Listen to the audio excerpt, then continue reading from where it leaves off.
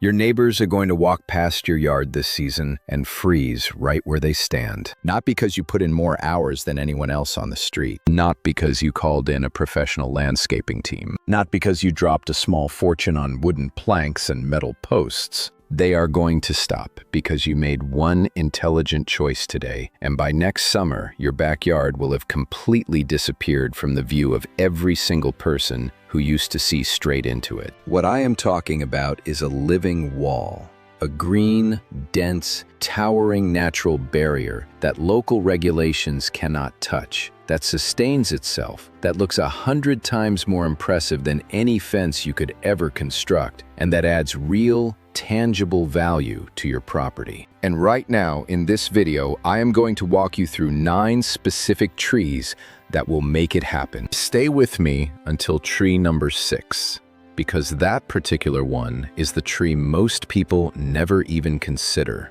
And it addresses a challenge I hear about constantly from homeowners dealing with narrow suburban lots. Before we get into the list, there is something essential I need you to understand. Most people who decide to build a fence are driven by frustration. A neighbor who never stops looking over.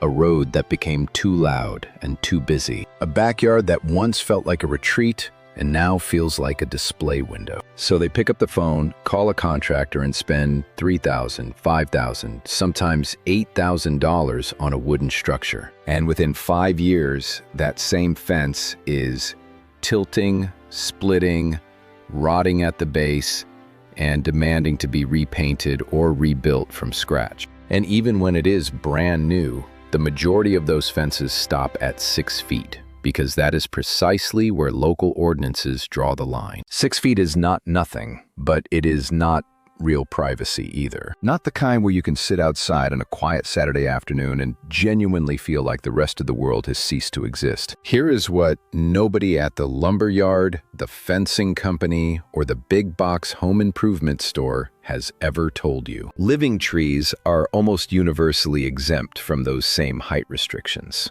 While your municipality will cap a built fence at 6 feet, they generally have no authority over how tall a naturally growing tree reaches. That means a properly chosen row of trees can legally climb to 40, 50, even 60 feet, blocking every sightline, every second-floor window, every elevated deck on the other side of your property line, without a single permit, without a single fine, and without anyone having the legal standing to order you to bring it down. Now, I said almost universally because I want to be completely honest with you. Certain homeowners associations and some very specific local ordinances do classify densely planted rows of trees as a natural fence and attempt to regulate them the same way they would a constructed one. And trees planted directly on a shared boundary line can legally become what is known as a boundary tree, which grants your neighbor joint ownership. So do your research, verify your local rules, and keep your tree line planted a few feet inside your own property. That is the responsible legal step. Now let us get into the trees themselves. The first tree is the Thuja Green Giant. If you only ever plant one tree from everything covered in this video, this is the one to choose. The Thuja Green Giant, a hybrid of Thuja standishii and Thuja plicata, is the single most widely planted privacy tree across the United States, and for very good reason. It pushes 3 to 5 feet of new growth every single year. To put that into perspective, you plant a 6-foot tree this spring, and by the following spring, it can already be 9 or 10 feet tall. By the 3rd year, you could be standing in front of a 12 to 15-foot wall of thick emerald green. And it does not stop there. The green giant matures at 40 to 60 feet, meaning it eventually builds a screen that blocks not only your neighbor's yard, but the windows on their 2nd floor. It is naturally resistant to deer, which matters enormously if you live in rural or suburban areas where deer pressure is a constant battle. It has virtually no significant pest or disease vulnerabilities. It tolerates drought well once established, and it develops a naturally pyramidal form that looks clean and deliberate without you ever needing to reach for a pair of pruning shears. This tree thrives in USDA hardiness zones 5 through 8, covering a vast portion of the country from the mid-Atlantic down through the southeast and across the Midwest. For the majority of people watching this video, the Green Giant is your answer. Space them 12 to 15 feet apart for a traditional screen, or as close as 8 feet apart if you want faster coverage. The tighter the spacing, the sooner you have a solid wall. The second tree is the Leyland Cypress. This one is for people dealing with large properties, coastal environments, or situations where you genuinely need a heavy-duty industrial-scale privacy screen. The Leyland Cypress is a hybrid that, just like the Green Giant, adds 3 to 5 feet of new height every single year. But it gets larger. At full maturity, this tree can reach 60 to 70 feet tall and spread 15 to 25 feet wide. That is not something you squeeze along a tight suburban boundary. That is a tree you plant when you have real space and you want to block out the world permanently. What sets the Leyland Cypress apart is its tolerance for salt spray, making it the go-to option for gardeners along the Atlantic or Gulf coasts where ocean air damages or kills most other evergreens. It also adapts to a wide range of soil conditions, handling both heavy clay and lighter coastal soils. It performs in zones 6 through 10. Give it room away from structures, power lines, and your home's foundation.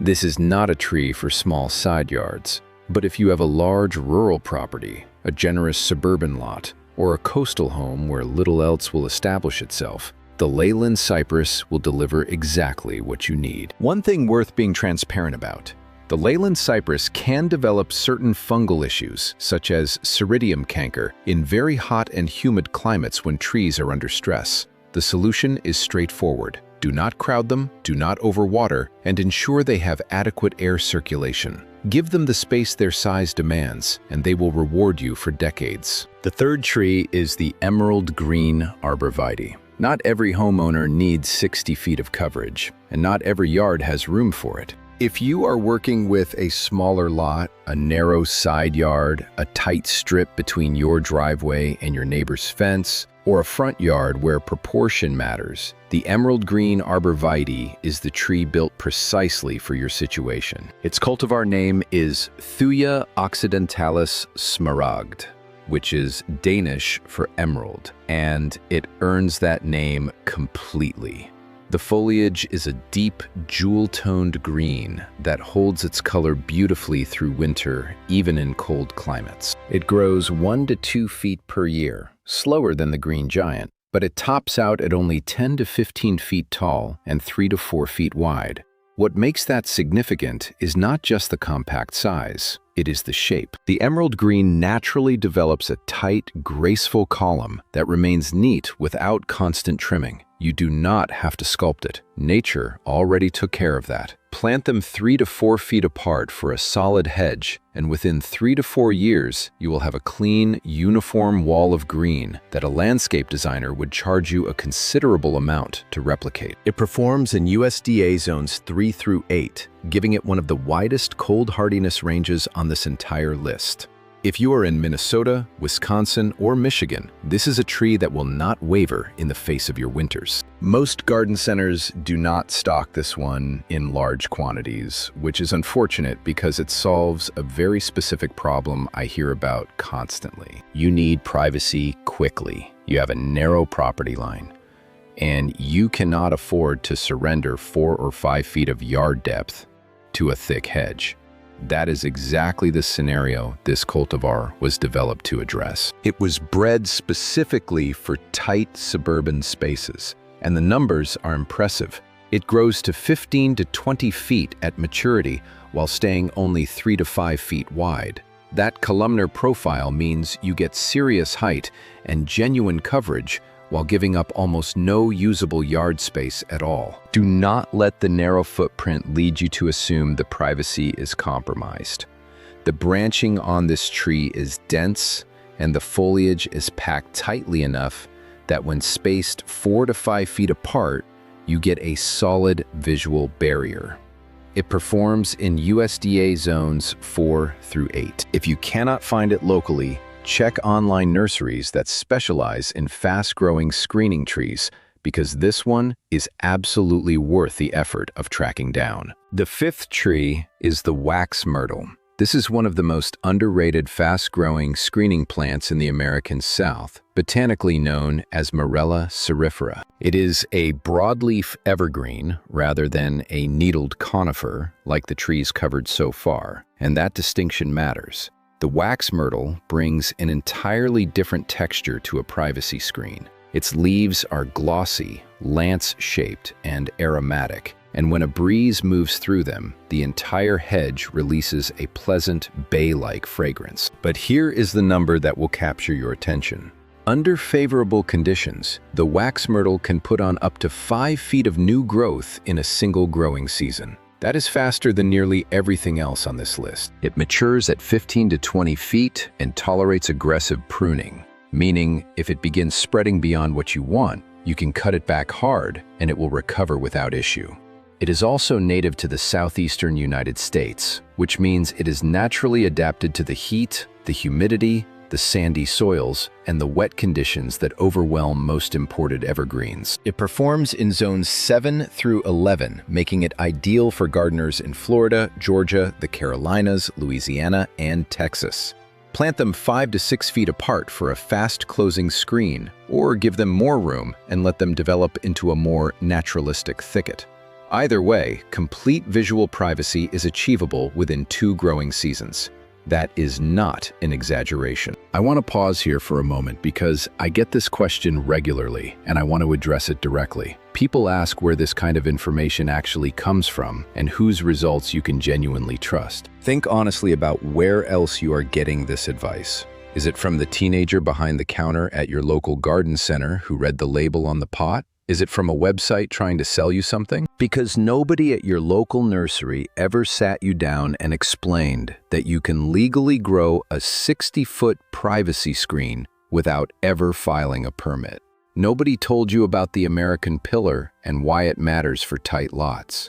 That information is simply not profitable for them to share. Primal Life exists to give you the kind of direct, specific, no-nonsense guidance that the industry has never had a financial reason to offer for free. If you are getting value from this, hit the subscribe button right now. It costs you nothing, and every week this channel releases content built around making your yard work for you instead of against you. The sixth tree is the Spartan juniper, the one I asked you to wait for, and I want to explain exactly why it belongs on this list. The Spartan juniper, known botanically as Juniperus chinensis spartan, is a columnar evergreen that reaches 15 to 18 feet tall while staying only 4 to 5 feet wide. On the surface, those dimensions might sound similar to the American pillar Arborvitae already covered. But the Spartan juniper is built for a completely different set of conditions, and that is what earns it its own place here. It is one of the most heat-tolerant and cold-tolerant columnar evergreens available to American gardeners, performing in USDA zones 4 through 9, which is an extraordinarily wide range. It handles the desert heat of Arizona, the brutal winters of the northern plains, the humidity of the Midwest, and the rocky, compacted soils of suburban developments where the topsoil was scraped away during construction, and you are essentially planting in subgrade fill. Most trees struggle in that environment. The Spartan juniper does not.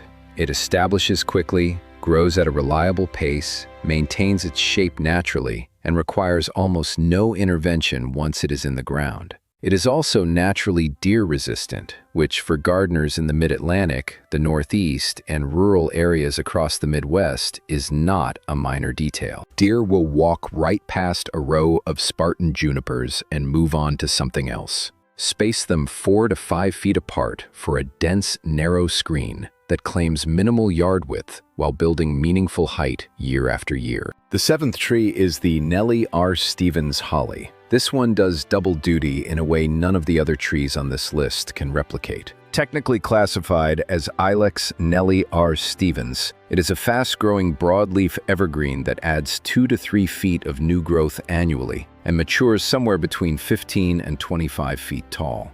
The foliage is dense, deep green, and beautifully glossy. Technically classified as Ilex Nellie R. Stevens, it is a fast-growing broadleaf evergreen that adds 2 to 3 feet of new growth annually and matures somewhere between 15 and 25 feet tall. The foliage is dense, deep green, and beautifully glossy. The leaves are spiny and genuinely uncomfortable to brush against. A well-established row along the property line creates something that deer avoid, that dogs do not push through, and that people absolutely do not want to squeeze past. This is a living fence that defends itself while looking beautiful from your side of the yard. It performs in zones 6 through 9, tolerates both full sun and significant shade, and handles heat and drought well once established. Space them 5 to 6 feet apart for a dense hedge and let them reach their full potential. That is the entire point. The 8th tree is the cherry laurel. This one is for homeowners dealing with a specific and frustrating problem: shade. Perhaps you are bordered by a neighbor with large, established trees. Perhaps your fence line runs along the north side of a structure and receives very little direct sunlight. Perhaps you have already attempted Arborvitae in that location and watched them slowly deteriorate because they simply are not receiving the light they require. Its leaves are large, glossy, and a rich, deep green that gives it the appearance of a lush, traditional hedge rather than a row of conifers, which in certain landscape styles is a meaningful aesthetic advantage. In spring, it produces fragrant white flower spikes that are genuinely attractive. And it tolerates shade ranging from partial to quite heavy, making it one of the few fast-growing privacy options that will actually perform where sunlight is limited. It grows in zones 6 through 9. In spring, it produces fragrant white flower spikes that are genuinely attractive. And it tolerates shade ranging from partial to quite heavy, making it one of the few fast-growing privacy options that will actually perform where sunlight is limited. It grows in zones 6 through 9. One important note before you plant it: like most members of the prunus family, the seeds and leaves contain compounds that are toxic if consumed by pets or livestock.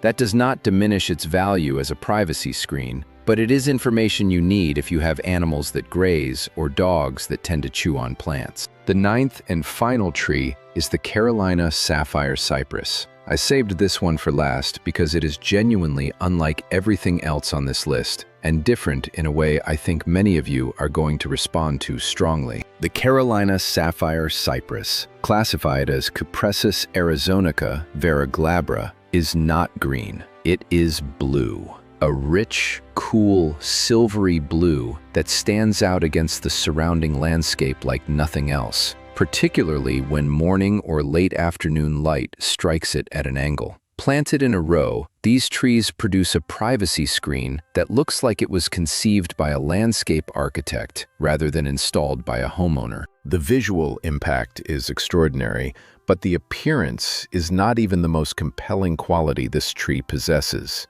It grows 3 to 5 feet per year and matures at 20 to 30 feet, placing it among the taller options on this list. It also produces a strong, clean fragrance, a cedar-like scent that drifts through the surrounding air on warm days. That fragrance is not merely pleasant. It functions as a natural deterrent for deer and many common garden pests, which means this tree is performing multiple roles at once. It is building privacy, it is visually stunning, it is aromatic, and it is discouraging the animals and insects that would otherwise damage your nearby garden beds. It performs in USDA zones 7 through 9, making it best suited for the South, the Southwest, and the Pacific coastal regions. Once established, it is quite drought tolerant and requires very little supplemental irrigation. If you want a privacy screen that causes people to stop and ask what it is, this is the one. Before wrapping up this list, I want to give you something you cannot get from a plant tag or a nursery brochure: the practical knowledge that determines whether your privacy screen succeeds or struggles in those critical first 2 years. Because the truth is, I have watched people plant the right trees in entirely the wrong way and end up with slow, gapped-out hedges that take twice as long to fill in. And most of those failures come down to a handful of completely avoidable mistakes. The first mistake is planting in a single straight line.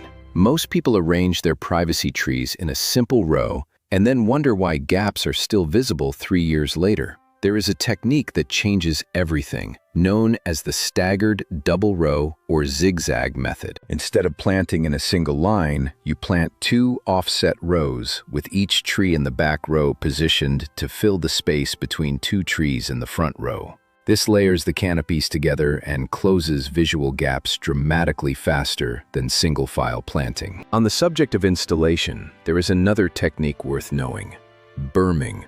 If you want to accelerate the height of your privacy wall before those trees have had several growing seasons to gain significant stature, consider planting on a raised berm, which is simply a mounded ridge of soil 2 to 3 feet higher than the surrounding grade, built along the property line before planting. Trees planted on top of that berm gain 2 to 3 feet of instant height from day one. You also get improved drainage for trees like Arborvitae that do not tolerate wet roots. And on properties with poor compacted soil, a berm of quality amended soil gives roots a far better environment in which to establish quickly.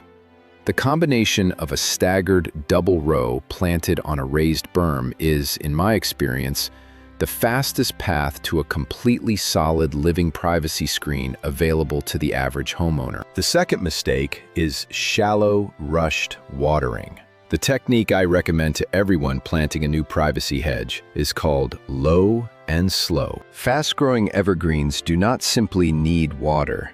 They need deep water that penetrates to the full depth of the root ball and encourages roots to follow that moisture down into the soil rather than staying surface dependent. A quick pass with a hose accomplishes almost nothing beyond wetting the top inch of soil and creating the false impression that you have watered the tree. What you want to do instead is turn your garden hose down to a slow trickle, place the end directly at the base of the tree, and walk away for 2 to 4 hours. Let the water move slowly and deeply into the root zone. Do this every day for the first 10 days after planting. After that initial establishment window, back off and water deeply 2 to 3 times per week for the remainder of the first summer.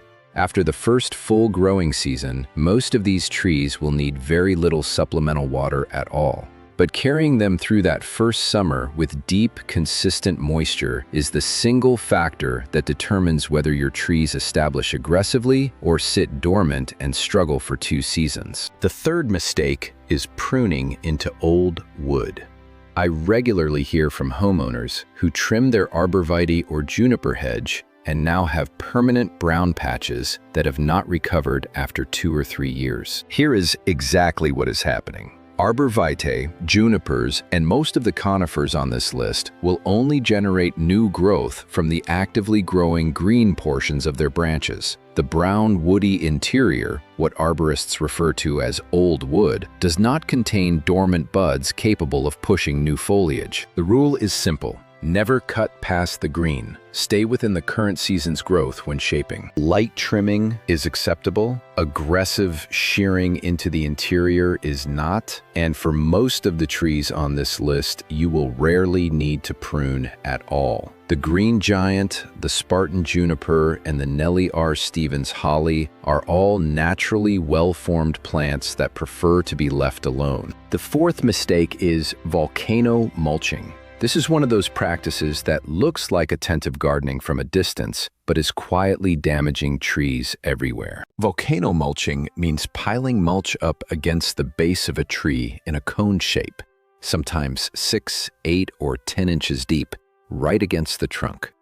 It looks tidy, but what it actually does is trap constant moisture against the bark, which causes crown rot, bark decay, fungal disease, and creates an ideal overwintering environment for boring insects that attack the tree at the soil line. The correct approach is to apply a 2 to 3 inch layer of mulch in a ring around each tree, extending out toward the drip line. Then pull that mulch back 3 to 4 inches away from the trunk so that the root flare, the point where the trunk meets the soil, is fully exposed to open air. That mulch ring does real work. It conserves soil moisture, moderates temperature, and suppresses weeds. But it needs to stay off the trunk to do that work without causing harm. After finishing this video, go check your existing trees. If the mulch is against the trunk, pull it back. It is one of the simplest corrections you can make and one of the most impactful for long-term health. The correct approach is to apply a 2 to 3 inch layer of mulch in a ring around each tree extending out toward the drip line.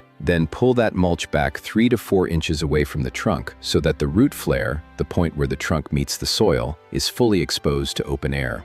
That mulch ring does real work. It conserves soil moisture, moderates temperature, and suppresses weeds. But it needs to stay off the trunk to do that work without causing harm. After finishing this video, go check your existing trees. If the mulch is against the trunk, pull it back. It is one of the simplest corrections you can make and one of the most impactful for long-term health. When you compress the soil directly around a newly planted tree, you are crushing the fine feeder roots the tree depends on to absorb water and nutrients during establishment. In serious cases, you can kill a newly planted tree this way before it ever has a real chance to take hold. Once the water has drained, top off with the remaining soil, water again gently, and apply your mulch ring.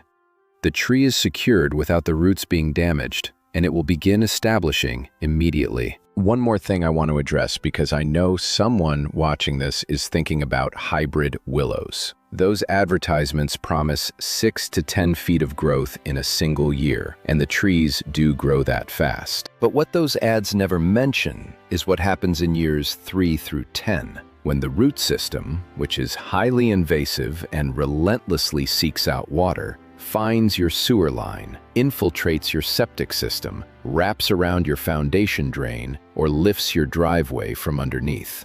The repair costs from that kind of damage run into tens of thousands of dollars, and certain willow relatives are legally classified as invasive species in states including Ohio. The 9 trees covered in this video will give you legitimate, legal, beautiful, permanent privacy without that liability. If you are drawn to hybrid willows because of the speed, plant a green giant or a wax myrtle instead. You will not regret it, and your foundation will thank you. Now let me bring this together so you leave knowing exactly what to do. If you are in the north, zones 3 through 5, your starting point is the emerald green Arborvitae or the green giant. Both handle cold winters without difficulty. If you have a tight lot, go emerald green. If you have space and want maximum height, go green giant. If you are in the mid-Atlantic or the Midwest, zones 5 through 7, you have the widest selection on this list available to you. The green giant, the American pillar, the Spartan juniper, the Nellie R. Stevens holly, and the cherry laurel all perform well across that zone range. Your choice depends on your specific yard conditions. Full sun and good drainage point toward the green giant or Spartan juniper. Shade along the fence line points to cherry laurel. If you want berries and a deterrent, Nellie R. Stevens holly is your answer. If you are in the south or southeast, zones 7 through 10, you have access to options unavailable to gardeners farther north. The wax myrtle is your fastest growing native option, built for your heat and humidity. The Nellie R. Stevens holly thrives in your zone range. The Carolina Sapphire is spectacular in zones 7 through 9. If you are in the southwest, zones 8 through 10 with dry conditions, the Carolina Sapphire Cypress is extraordinary in your climate. Once established, it handles drought far better than most evergreens and delivers that stunning blue color that nothing else on this list can offer. And regardless of where you are or which tree you choose, hold on to these principles. Stagger your rows instead of planting single file. Water deeply and slowly, especially through that first summer. Never cut into old wood, and keep your mulch away from the trunk. Those 4 practices will turn a good planting into an exceptional one. I want to say something directly to the people who have been following this channel for a while, and to those who discovered it today. If you are in your 50s, your 60s, or beyond, and you have spent too many summers fighting problems in your yard that were never your fault, purchasing plants the nursery assured you would thrive, and watching them fail, spending money on chemical treatments every season just to keep your yard from looking neglected, this channel exists specifically for you.